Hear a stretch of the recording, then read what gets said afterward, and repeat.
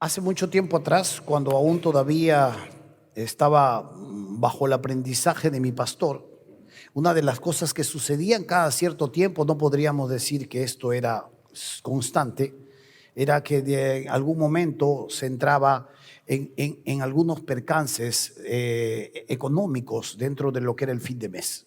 Usted sabe que una iglesia, estamos reunidos, pero bajo una estructura donde se paga agua, luz, donde se paga arbitrios, donde se gastan en un sinnúmero de cosas que probablemente usted tal vez los pueda saber como su propio hogar, pero tal vez también no intuya la magnitud del gasto y de los costos que tiene que ver albergar a más de 400 personas.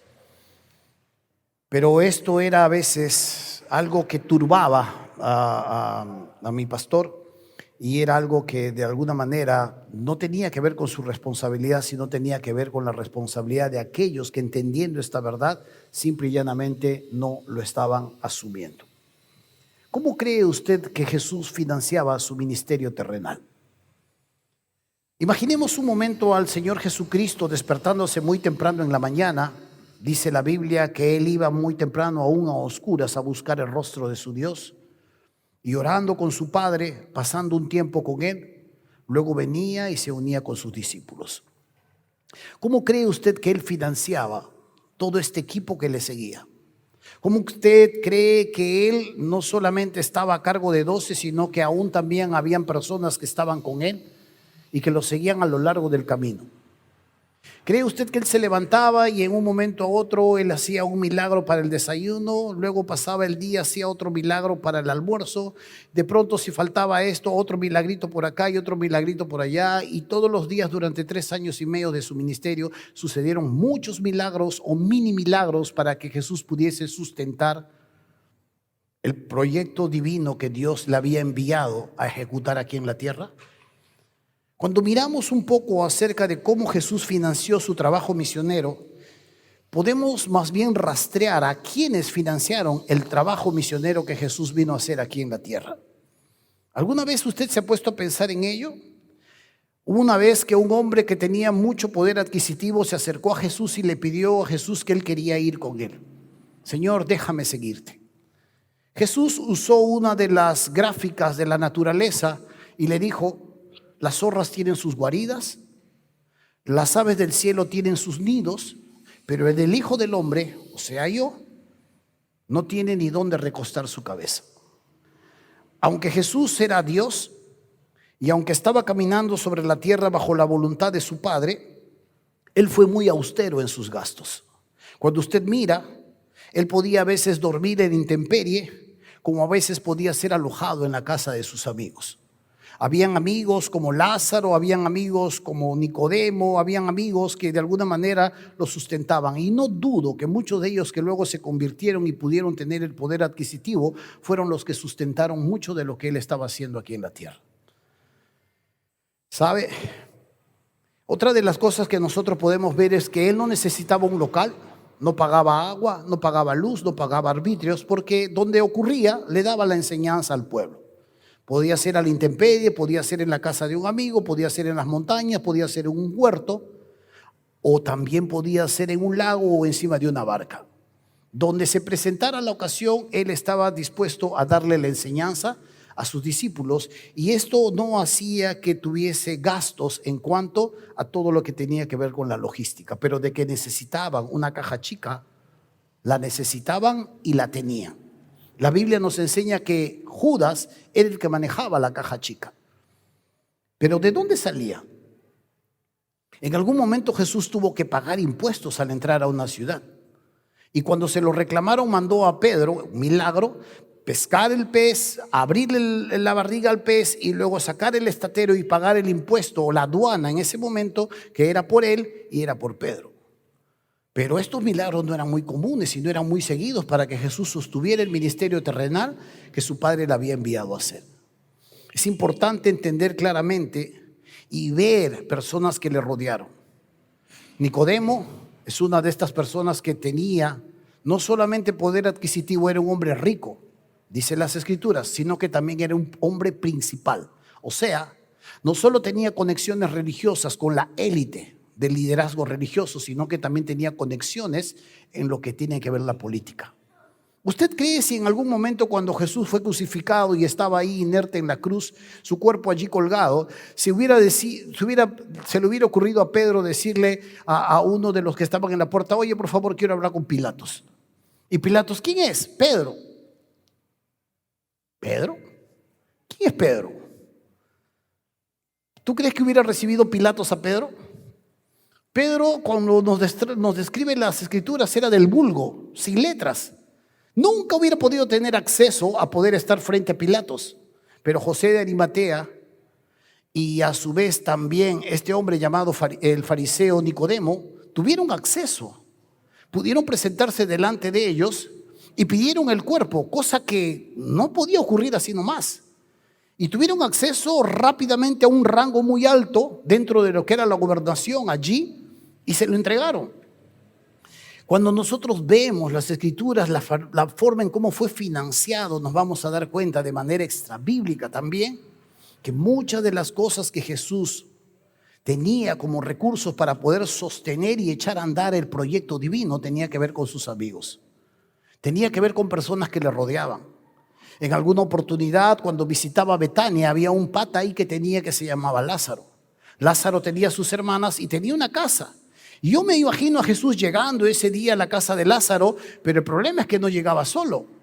Llegaba como mínimo con 12 hombres y encima había mujeres que le seguían también. Entonces yo imagino a Lázaro diciendo: oh Jesús, qué bueno que nos has visitado. Pasa Jesús, toma asiento, come y ustedes por favor quédense en la pampa. Nada, esto le costaba a todos. Esto le costaba a Lázaro y le costaba bastante. Poder entrar, poder llegar, pernoctar, recibir a toda esa mancha que llegaba a la casa y sustentarles con lo que tenía para que ellos pudiesen pasar ahí y alimentarse. Es bien interesante cuando uno mira y se hace preguntas de cómo Jesús financió su trabajo misionero. La Biblia también nos habla de otro grupo de personas que están allí puestas por Lucas. Dice Lucas 8, versículo del 1 al 3. Aconteció después que Jesús iba por todas las ciudades y aldeas predicando y anunciando el evangelio del reino de Dios. Note su ministerio. Y los 12 con él, y algunas mujeres que habían sido sanadas de espíritus malos y de enfermedades. Nota la gente que iba con él. Pero ahora Lucas nos narra 3 nombres de estas mujeres. María, que se llamaba Magdalena, de la cual habían salido 7 demonios. Juana, mujer de Chuza, administradora del rey Herodes. Y Susana. Nota que son estas 3, pero Lucas añade algo más. Y otras muchas. Y esto incluye lo que va a seguir a continuación, que le servían de sus bienes. Nota que no solo era Nicodemo, no solo era Lázaro, y en algún momento cuando se convirtió Zaqueo, imagino también con el poder adquisitivo que Zaqueo tenía, también asumió el proyecto de Jesús, sino que también había mujeres que podían tener la solvencia económica de mujeres que no lo tenían.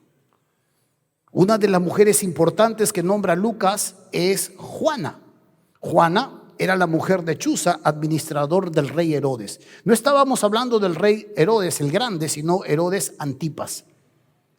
Y este hombre, Chuza, superintendente, era el mayordomo de todas las riquezas del palacio de Herodes.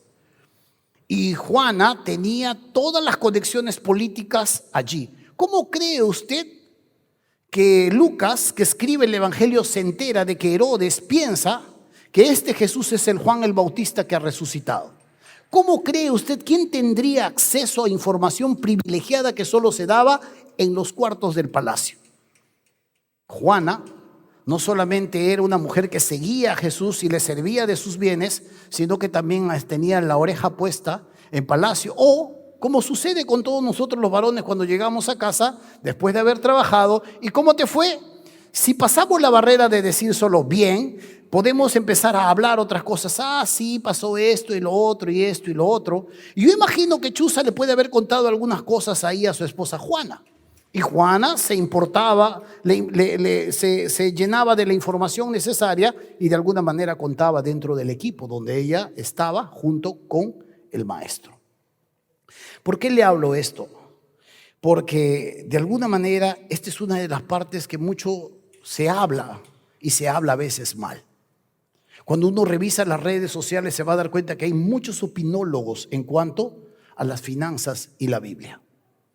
Yo tenía un amigo cuando empecé a iniciar mis clases de maestría, que los 3 años que nosotros estudiamos, los 3 años estuvimos juntos en los mismos módulos y en el mismo tiempo con los mismos profesores. Y una de las cosas que hacía este amigo constantemente era, iniciaba el módulo y el profesor, una pregunta. ¿Es cierto que la iglesia en el Nuevo Testamento tiene que dar sus diezmos? Otro módulo que estaba tratando de antropología, una pregunta. ¿La iglesia es lícito que tiene que diezmar en el Nuevo Testamento? Otro módulo que estábamos hablando de misión integral, o estamos hablando de dilemas éticos, o estamos hablando de consejería urbana. Una pregunta. Y a todo maestro que se presentaba y daba sus módulos, él estaba haciendo la misma pregunta. Para piña, bueno, vamos a seguir en la soberanía de Dios, porque en los cristianos no le ponemos a la piña ni a la leche poderes sobrenaturales. Para la soberanía de Dios, este hombre que le preguntaba, nos tocó un maestro que luego nos volvió a enseñar otro módulo más, otro curso.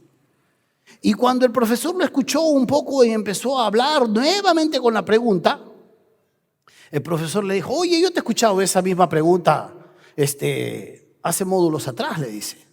Bueno, sí, es que es una pregunta que yo, ya, está bien. Yo te respondo si es que tú me respondes algunas preguntas. Ya, profesor, no hay problema.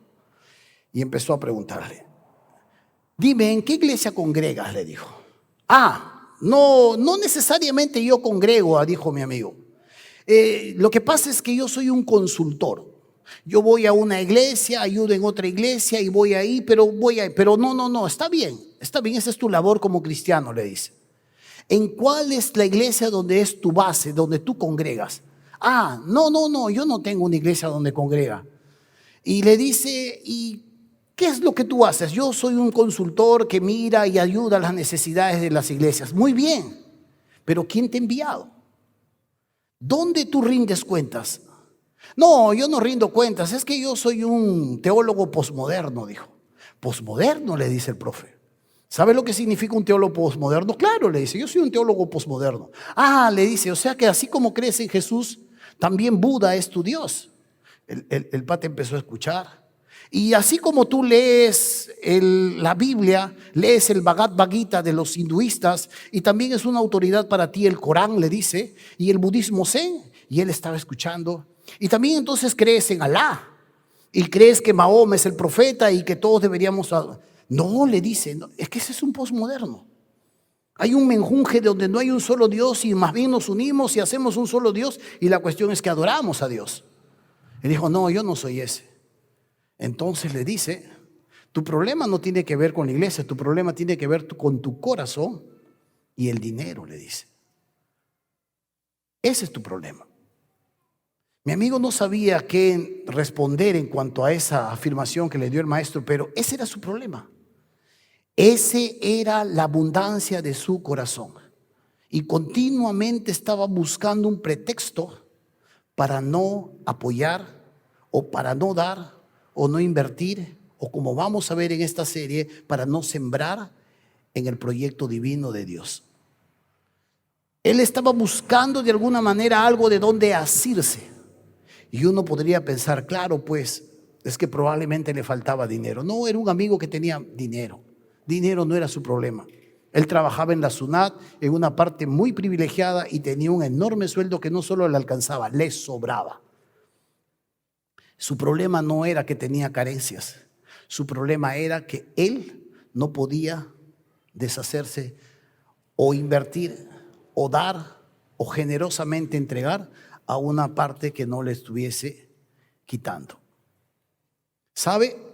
Es por eso que cuando nosotros miramos esta enseñanza, es cuando miramos cómo Jesús era ayudado, eran personas muy cercanas a él que lo disfrutaban.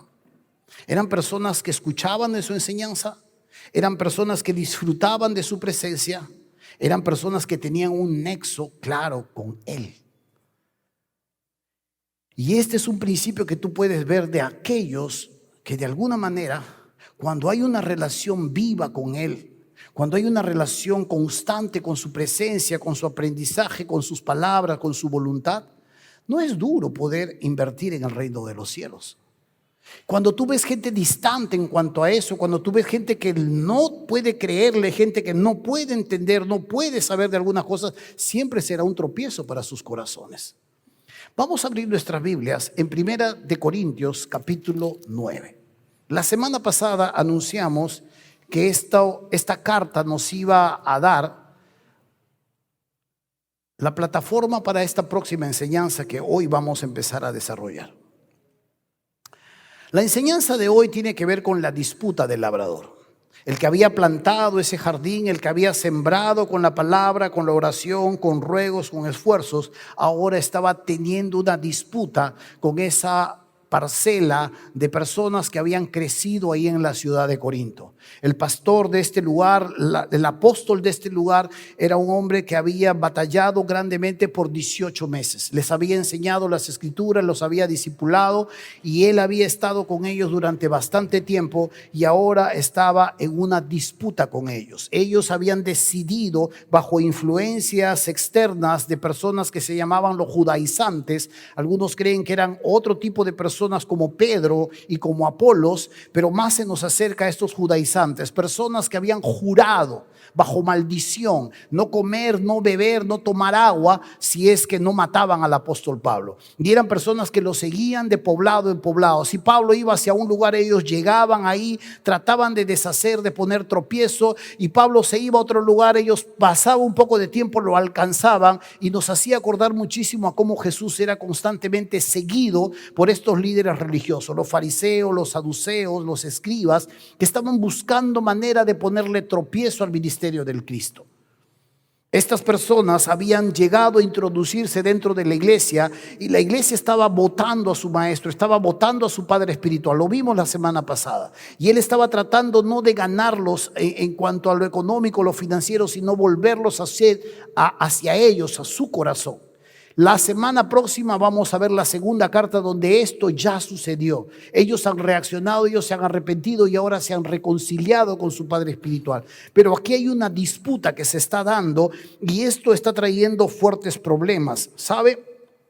Cuando vemos aquí en el versículo 1 y el versículo 2 en adelante nos dice, capítulo 9 de Primera de Corintios, no soy apóstol, no soy libre, no he visto a Jesús el Señor nuestro, ¿no sois vosotros mi obra en el Señor? Si para otros no soy apóstol, para vosotros ciertamente lo soy, porque el sello de mi apostolado sois vosotros en el Señor. Contra los que me acusan, esta es mi defensa. Contra los que me acusan, esta es mi defensa. Estaba siendo acusado de que este hombre no era un apóstol. Para ser un apóstol habían algunos requisitos y uno de esos requisitos era haber seguido a Jesús desde su bautismo y haber presenciado también su resurrección y su ascensión. Los apóstoles del Cristo claramente sabían de todo esto y cuando Judas se suicidó y quedó vacante el puesto, tiraron suertes, dice, entre José y Matías salió finalmente el próximo apóstol de Jesús. Pero a Pablo no lo reconocían. Sin embargo, Pablo, sobre su experiencia en el camino hacia Damasco, que vio a Jesús y escuchó de Jesús la misión que le dio hacia los gentiles, él descansaba en esto. Pero no ha pasado tiempo con él. Sí, en la carta a los Gálatas dice que Jesús se lo llevó al desierto de Arabia y por 3 años Jesús lo discipuló personalmente a él. Y de él recibió la encomienda, la misión de poder ir a los gentiles mientras los discípulos iban hacia los judíos. Y él está siendo negado por algunas cosas, como estos falsos maestros están volteando la iglesia con sus murmuraciones, pero hay algo que también está sucediendo y que era un problema o un factor sociológico. Cuando hablo de un factor sociológico, tenía que ver con lo que creían en esa cultura, como la sociedad lo veía como común. Lo explico. Dentro de la cultura judía, cuando un papá tenía a su hijo, una de las cosas no solamente era enseñarle la ley de Dios. La responsabilidad de ese papá era darle también una profesión. Y más que probable que el padre del apóstol Pablo era una persona que construía carpas, ¿no? Estas carpas que nosotros vemos para salir a acampar o para vivienda también. El padre le había legado a su hijo estas carpas. Y en la cultura judía no había ningún problema cuando un maestro tenía alguna carencia ponerse a trabajar con sus propias manos. Pero en la cultura greco-romana, donde está el apóstol Pablo en la ciudad de Corintio, de origen griego, en la cultura greco-romana, trabajar para un filósofo, para un maestro, trabajar con sus propias manos y elaborar este tipo de carpas o hacer otro tipo de función era una aberración. Pero Pablo, para no poner tropiezo a ellos de alguna manera, él decide, bajo su criterio, hacer las cosas como mejor cree posible. Y entra ahora en un desprecio de parte de los griegos que dicen, si este está haciendo eso, es probablemente que no tiene la autoridad apostólica. Y el apóstol Pablo por eso le está diciendo, y le dice, el fruto, el sello, la confirmación de que soy un enviado de Jesús, versículo 1, dice, la última parte, no sois vosotros mi obra en el Señor. Versículo 2, en la última parte, el sello de mi apostolado sois vosotros en el Señor. Ustedes son la prueba fidedigna de que yo he sido encomendado por el Señor. Esto le daba la autoridad necesaria para que este hombre pudiese decir, sí, yo también tengo un derecho. Porque luego en la segunda parte de esta enseñanza vamos a ver la argumentación de por qué decía, yo soy un apóstol, yo soy su padre y ustedes tienen que volver a mí. El problema aquí era que estas personas no estaban dispuestos a apoyarlo financieramente. Y es algo muy triste. Vaya conmigo a 2 de Corintios. 2 de Corintios, capítulo 11, dice así en el versículo 7. 2 de Corintios, capítulo 11, versículo 7 dice así. ¿Llegamos? ¿Pequé yo humillándome a mí mismo para que vosotros fueseis enaltecidos por cuanto os he predicado el evangelio de Dios en balde? Lo hice gratuitamente, dice Pablo. He despojado, dice el apóstol, a otras iglesias, recibiendo salario para serviros a vosotros. Y cuando estaba entre vosotros y tuve necesidad, a ninguno fui carga, pues lo que me faltaba, dice, lo suplieron los hermanos que vinieron de Macedonia. Y en todo me guardé y me guardaré de seros gravosos. Note, esta es una de las partes negras de una iglesia, triste. Para mí esta es una parte vergonzosa de la iglesia del Señor Jesucristo. Pablo pasa con ellos ministrándoles la palabra del Señor y ellos no lo sostienen. Pablo pasa 18 meses con ellos, hablándoles de Cristo, discipulándoles del Señor, enseñándoles acerca de la voluntad de Dios, y los que pagan el sueldo de este hombre es la iglesia de Macedonia. La próxima semana nosotros vamos a ver que la iglesia de Macedonia era una iglesia que estaba en extrema pobreza. Era una iglesia que no tenía cómo, pero que estaban tan conectados a su Señor que en medio de su propia carencia veían como un privilegio invertir en el reino de Dios. Y esta iglesia que tenía suficientes recursos, Corinto era una ciudad ubicada estratégicamente comercial y tenían suficientes recursos, no asumían las necesidades del apóstol. Por eso le digo que una iglesia pobre tiene que pagar el sueldo de un pastor o de un misionero o de un hombre enviado por Dios hacia ellos, donde ellos en vez de suplir deciden no hacerlo. Aquí tenemos que hacer un aclare. Yo no hago esta enseñanza a modo de queja. Yo en esta iglesia soy sustentado y creo que suficientemente bien. Los pastores que viven conmigo, no sé cuál será su tope, pero también no están mal sustentados. Usted no se va a ver quejándonos a nosotros por dinero o por cosas por el estilo. Creo que cuando nos falta el dinero muchas veces hay una mala administración o no estamos viviendo de acuerdo a la capacidad financiera que tenemos. El estilo de vida que muchas veces adquirimos y queremos sustentar y tener no va de acuerdo al sueldo que nosotros ganamos. A veces hay y a veces no va a haber. Lo que estamos viendo aquí en este momento es una iglesia que definitivamente está desconociendo la autoridad espiritual de su padre espiritual. Y han decidido darle la espalda y lo están sacando. Y es muy triste entender cuando una iglesia no comprende que estamos nosotros llamados a poder apoyar la expansión del reino de los cielos.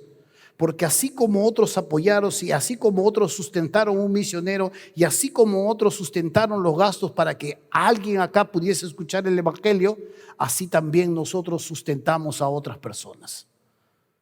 Porque sea pastor, sea misionero, sea apóstol, sea quien sea, y al igual que Jesús se tenía que levantar, tomar desayuno o almorzar, gastar para algunas cosas que tenían que haber a lo largo del día.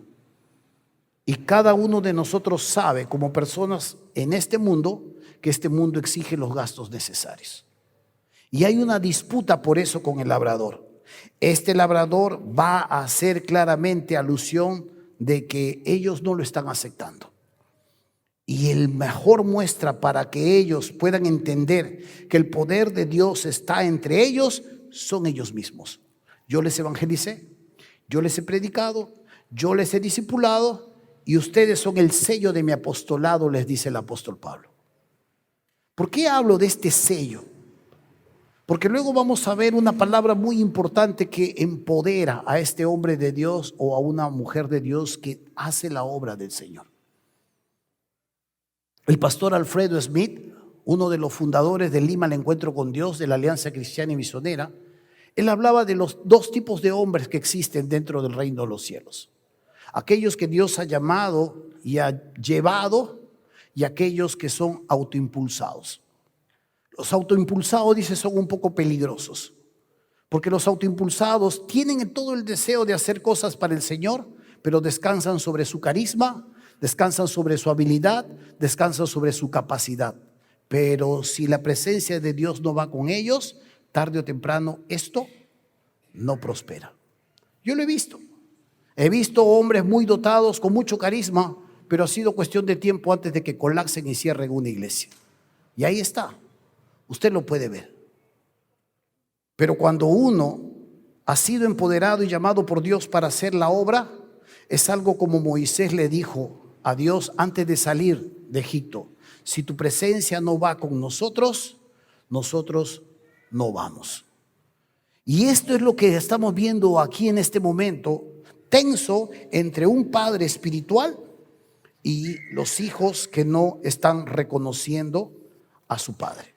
¿Cuál era la defensa que él estaba dando? Si usted se fija conmigo desde el versículo 4, va a encontrar una palabra muy interesante.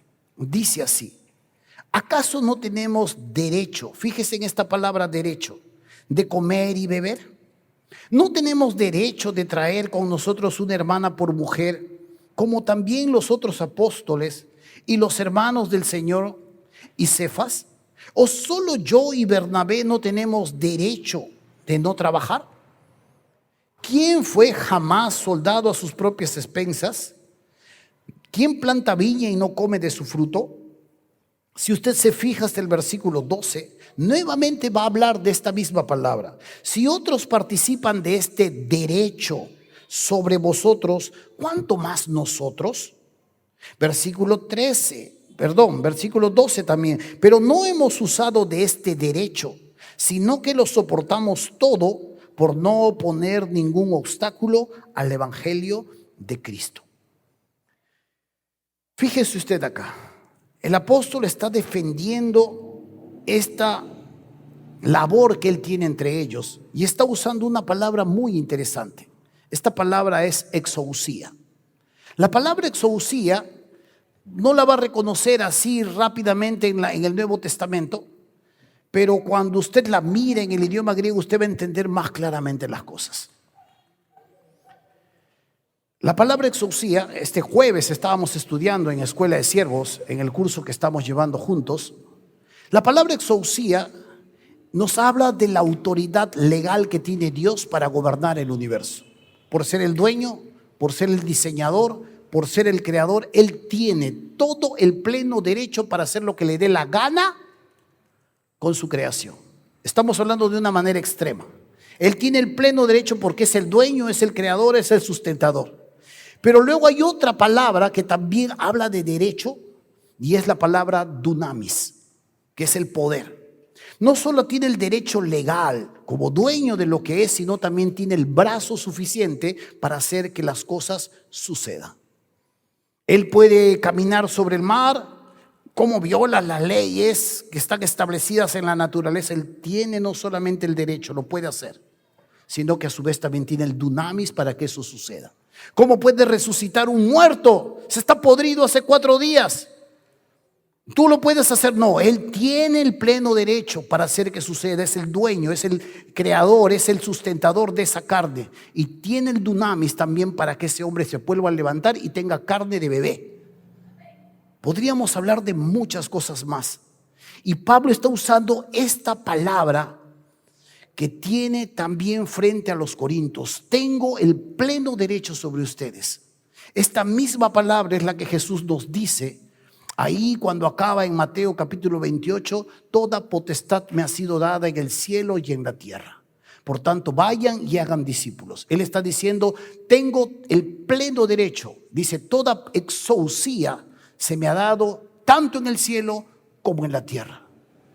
Así que vayan y hagan discípulos. Y cuando la iglesia no entiende la capacidad que tiene Dios para sustentarnos, para protegernos, para cuidarnos, para proveernos, para hacer todo lo que sea, la iglesia es tímida.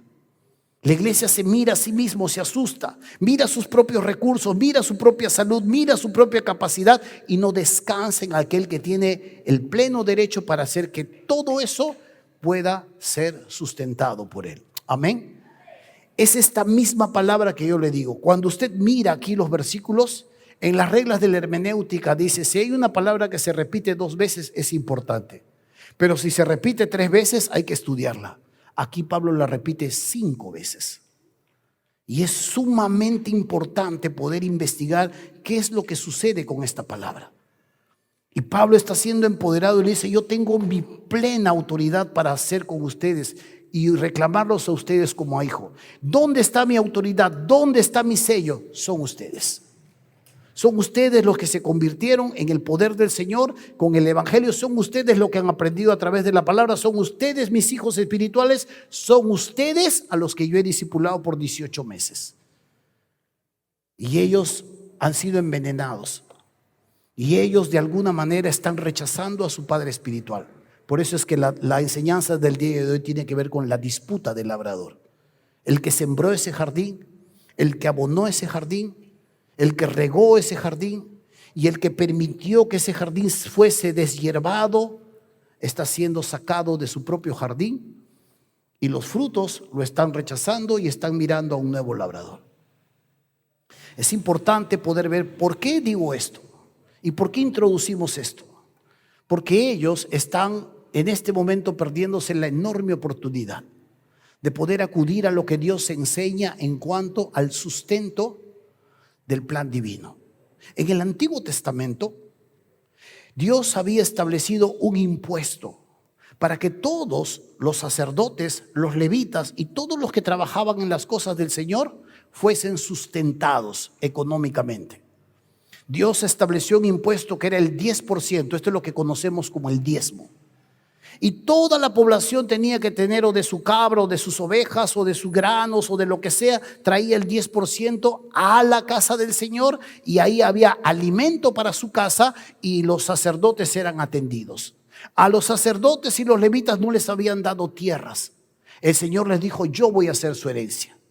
Y esto era una imposición, y violar esto como el 18% cuando tú puedes comprar facturas o falsificar una o sacarle la vuelta a la SUNAT, si ellos te pescan, tú tienes problemas con ellos.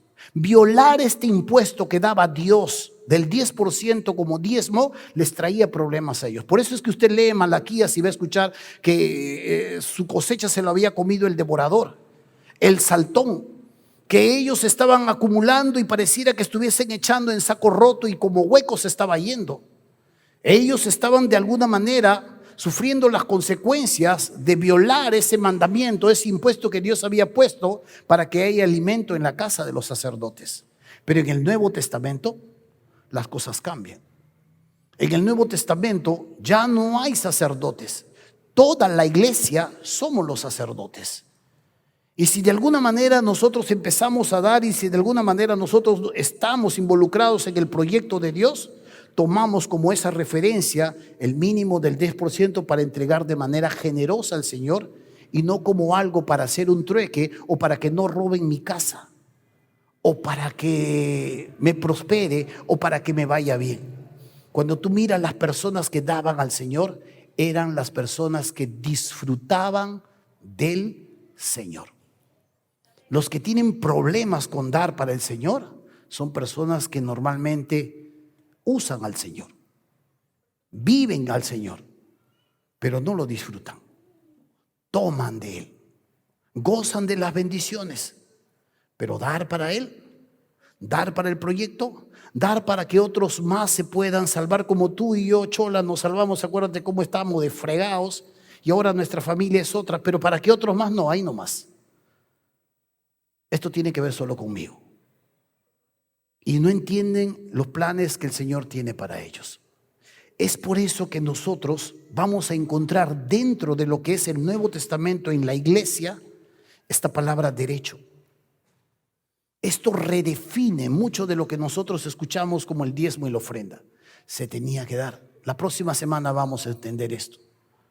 Y se tenía que dar porque se tenía igual que sustentar a aquellos que vivían al tiempo completo. Vamos a seguir avanzando un poco. Acá hay una defensa que el labrador hace frente a su cultivo, pero hay algo que se les va a pasar a ellos y tiene que ver con este principio espiritual dentro del Nuevo Testamento que no tiene que ver con los diezmos y las ofrendas. Hay una redefinición de lo que nosotros llamamos ahora el dar. Se llama la ley de la siembra y la cosecha. Eso es lo que vive hoy día la iglesia. Es un principio universal. Esto no es solo un principio para la iglesia, este es un principio que está en todo el universo. Hasta las religiones que no tienen que ver con el cristianismo las reconocen. Usted las ve en las redes sociales, le llaman la ley del karma. Pero esto que está en el cristianismo y que es del cristianismo netamente es: yo siembro y luego cosecho. Las escrituras nos muestran algo así. No os engañéis, dice Pablo a los Gálatas, Dios no puede ser burlado. Pues todo lo que el hombre sembrare, eso también segará. Este es el principio. Siembro, dice, vientos, cosecho ¿qué? ¿Saben el texto? Siembro viento, cosecho tempestades. Siempre es para más. Siempre es para más. Aunque si tú quieres sembrar problemas, bueno, vas a tener un caos también. También es así de justo. Siembras generosamente, cosechas también generosamente. Y esto es lo que la Biblia dice. En este contexto de Gálatas capítulo 6 se está hablando de ser generosos, de no cansarnos de hacer el bien, porque a su debido tiempo vamos a cegar si es que no nos desanimamos de estar dando. Dice otro texto más en Gálatas 6, dice: el que es enseñado en la palabra, nota este principio, haga partícipe de toda cosa buena al que lo instruye. Note acá y acompáñeme un poco a lo que las escrituras dicen en el versículo 11. Dice así: si nosotros sembramos entre vosotros lo espiritual, la palabra de Dios, la enseñanza, es gran cosa, le dice a ellos, si segáramos de vosotros lo material. Y es por eso que este texto también está en Gálatas 6. Si nosotros sembramos lo espiritual, te enseñamos, te adiestramos, te mostramos, te discipulamos, Estamos compartiendo contigo la parte espiritual. Es gran cosa si nosotros empezamos a cegar lo material. Y aquí está usted ese texto. El que es enseñado en la palabra, lo espiritual, haga partícipe de toda cosa buena, lo material, al que lo instruye. Y ellos no lo estaban entendiendo. En esta iglesia yo creo que eso no es así. En esta iglesia, si nosotros hemos podido estar juntos y hemos podido avanzar y hemos podido crecer y hemos podido apoyar proyectos y hemos podido de alguna manera sustentar, es porque muchos de ustedes, la gran mayoría de ustedes, entiende este principio. Pero es mi responsabilidad enseñarle a ustedes. ¿Es un tema un poco picante, un poco incómodo? Sí. Muchos pastores no quieren hacerlo.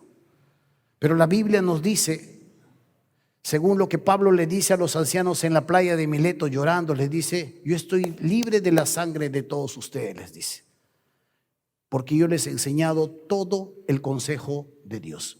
No solo lo que quieren escuchar, no solo lo que es bonito, sino todo el consejo de Dios.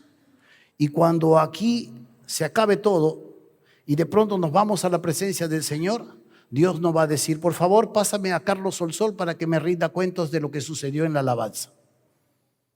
Por favor, también ahí que haga cola, necesito a la hermana Liliana o a la hermana Ruth para que me hablen lo que sucedió en Generación AD. Y no se olviden que el tercero sigue Sergio Sanabria para que me diga cómo trataron a los líderes, a los sugieres. Y los de pacto, cómo fueron sus hogares. El único que va a rendir cuentas acá delante del Señor soy yo. Y yo me voy a tener que parar delante del Señor y decirle lo que sucedió y no lo que sucedió en esta iglesia. Y si yo tengo que enseñarles cosas que no les gusta, les voy a enseñar. Y si por eso no me van a amar y me van a poner mala cara, bueno, pues me deprimiré una semana y después volveré nuevamente a la carga. Menos, un día. ¿Amén o no? Amén. Mejor ya, una hora. Pero es así. Y esto que les está enseñando es para su beneficio, porque ellos se están perdiendo la fiesta. Lo vamos a ver la próxima semana. Se la están perdiendo. Se está perdiendo todo lo que Dios tiene para ellos. Y es triste, es vergonzoso que una iglesia menos pudiente en una gran necesidad esté sustentando lo que ellos no pueden hacer cómodamente. Ellos están sustentando a Apolos, ellos están sustentando a Cefas, pero con Pablo no quieren saber nada. Y sabe, hermano mío, esta es una gran realidad que puede suceder en muchas iglesias. Vamos a ver cómo él va a sustentar todo esto. Cuando el apóstol Pablo habla de este principio, él va a hablar claramente una de las grandes realidades que tiene todo maestro de Dios, todo Señor, todo hombre que Dios ha puesto. La Biblia nos dice en 1 Timoteo capítulo 5, 17, a los ancianos que gobiernan bien, dice, sean tenidos por dignos de doble honor. Mayormente los que trabajan en predicar y enseñar. Algunos dicen que los pastores no trabajan. El texto dice a los que trabajan en predicar y en enseñar. Y cuando está hablando de un anciano, no está hablando de un hombre de edad, está hablando de un pastor, está hablando de un misionero, está hablando de un hombre de Dios. Y cuando está hablando de doble honor, no está hablando que pongas 2 veces su foto en las redes sociales. Está hablando que esa persona que trabaja en predicar y enseñar tiene acceso a un doble sueldo. Y es un derecho. Es la exousia que él tiene sobre lo que está sucediendo a su alrededor. Aún no he usado ese derecho.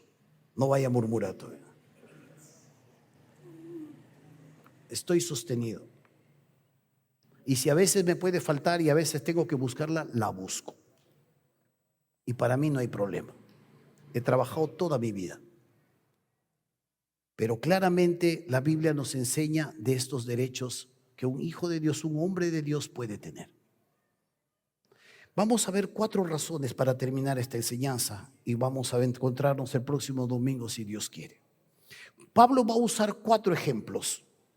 En el versículo 7 va a usar lo cotidiano. Versículo 7 dice, 1 Corintios 9, 7 dice, ¿quién fue jamás soldado a sus propias expensas? ¿Quién planta viña y no come de su fruto? ¿Quién apacienta el rebaño y no toma de la leche del rebaño? 3 profesiones o 3 segmentos de la sociedad nos enseña: el soldado, el agricultor y el pastor. El soldado, dice, no se va a la guerra pagando su propio sueldo para que lo mate. Tiene su manutención, tiene su respaldo. El soldado va a la guerra.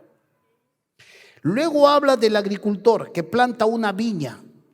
No planta la viña y dice, no agarra un racimo de uva y lo lava y se lo come. Lo va a hacer. Están ahí en cantidad. Él ha pujado, él ha abonado, él ha visto crecer, y un racimo hermoso lo va a desgajar y se lo va a comer. ¿O qué hombre que críe ganado, que críe una oveja o que críe vacas no va a agarrar, no va a ordeñar un poco y no se va a tomar un cuenco de leche fresca? Lo va a hacer. Pablo le dice, esto en la vida cotidiana es así. Así es en la vida cotidiana. Cada persona que tiene una profesión va a tomar de lo que está haciendo. Segundo ejemplo, la ley de Moisés. En el versículo 9 dice, porque en la ley de Moisés está escrito, no pondrás bozal al buey que trilla. ¿Tiene Dios cuidado de los bueyes o lo dice enteramente por nosotros? Pues por nosotros, los apóstoles, los discípulos de Jesús, dice, se escribió, porque con esperanza debe arar el que ara, y el que trilla con esperanza de recibir del fruto. Nota este segundo ejemplo. El segundo ejemplo tiene que ver con la ley de Moisés. Cuando sacaban el trigo, cuando lo ponían el trigo en la era, una de las cosas era o apalear el trigo o pasar una rueda de molino y el buey empujando. Y constantemente el buey dando vueltas y pisoteando el trigo para separar la paja del grano. El buey miraba ese trigo. Y algunos avariciosos dueños de ese buey agarraban y le ponían bozal. Y el buey podía estar trabajando todo el día y probablemente se le caía la baba del antojo de mirar la comida, y estos no se lo sacaban. No se lo sacaban. Y la ley de Moisés dice, no le pongas bozal al buey que trilla, déjale que coma. Déjale que coma. Y Pablo dice, ¿está hablando Dios de los bueyes o está hablando de los siervos de Dios? ¿De quién está hablando? Dice. ¿De los bueyes o lo dice por los siervos? Yo pertenezco a una organización que se llama Proyecto Perú, que damos dinero y ellos lo tienen que devolver sin intereses a una fecha que ellos se comprometen para que construyan sus iglesias. Y hay iglesias que no entienden y no saben mantener a sus bueyes. Y estas iglesias muchas veces tienen ahorros de 50,000, 70,000, 80,000 soles. Y lo primero que dice, queremos acceder a una donación, por favor. A ver, nosotros le decimos, por favor, envíenos 7 meses o 5 meses sus ingresos y egresos para ver si usted tiene la capacidad de luego devolvernos después que construya. Ya nos dicen y empiezan a enviar. Lo primero que miramos son 2 cosas nosotros en Proyecto Perú. Ahorita que va a salir en las redes se la van a saber lo de la iglesia. Pero 2 cosas. 1, si están apoyando misiones. Si son personas que están comprometidas en que el reino de los cielos se siga propagando. Y 2, cómo están tratando a su buey. A veces, iglesias que tienen enormes ahorros están dándole a su pastor a tiempo completo 600 soles o 400 soles. Anda a ver que ellos vivan con eso. No van a poder vivir, pero están esperando que este hombre tenga que romperse el lomo a tiempo completo por ellos. No saben tratar a su buey. El buey se les va y le echan la culpa al diablo. Y este es un enorme problema. Y esto es lo que estaba diciendo acá Pablo. El segundo ejemplo es, no le pongas bozal al buey que trilla. Déjalo que goce alguno de los frutos. 3, la práctica religiosa, versículo 13. En esta práctica religiosa dice, ¿no sabéis que los que trabajan en las cosas sagradas comen del templo y los que sirven al altar, del altar participan? Los sacerdotes podían agarrar con un garfio, sacar carne, podían tomar del cereal y comer el pan, y podían participar de la misma manera como estaban ofreciendo sacrificios al Señor. También podían, una parte de esa carne, una parte de ese pecho era para ellos, para que sustenten a sus hijos. Este es el tercer ejemplo que pone el apóstol. Y el cuarto ejemplo que pone está en el versículo 14, y creo que es el más contundente, y dice así: así también ordenó el Señor a los que anuncian el evangelio que vivan del evangelio. Este es el cuarto argumento que el Señor nos muestra a través de su palabra de cómo Jesús dijo: el obrero es digno de su salario. Y se nos muestra esta disputa que él tiene con este pueblo. Esta disputa, pero no está buscando él. Él no está buscando estos beneficios. Y creo que esto agrava un poco más el problema hasta que luego se calma. Y lo que vamos a ver la próxima semana es pasado un año. Han pasado un año y hay una segunda carta donde vamos a entrar la próxima semana. Porque mire lo que dice el versículo 15. Pero yo de nada de esto me he aprovechado, ni tampoco he escrito esto para que se haga así conmigo. Porque prefiero morir, dice, antes que nadie desvanezca esta mi gloria. Pues si anuncio el evangelio, no tengo por qué gloriarme, porque me es impuesta necesidad. Y ay de mí, dice, si no anunciar el evangelio.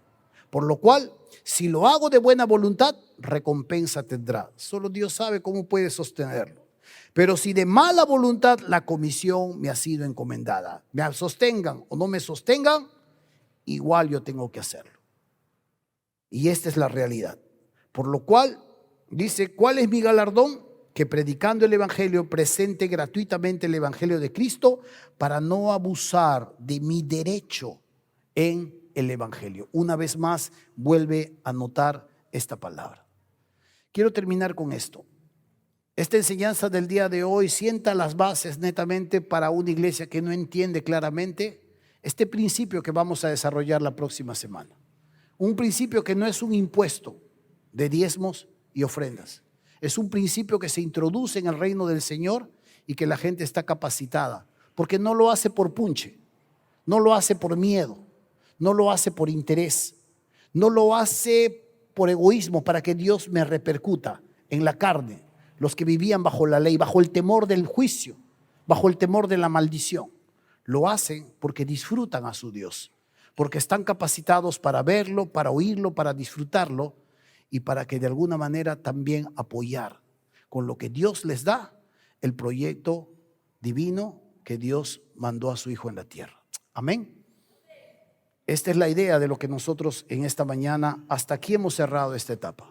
La próxima semana abordaremos un poco más otro segmento de esta serie, La Semilla. Por ahora vamos a orar y vamos a darle gracias al Señor.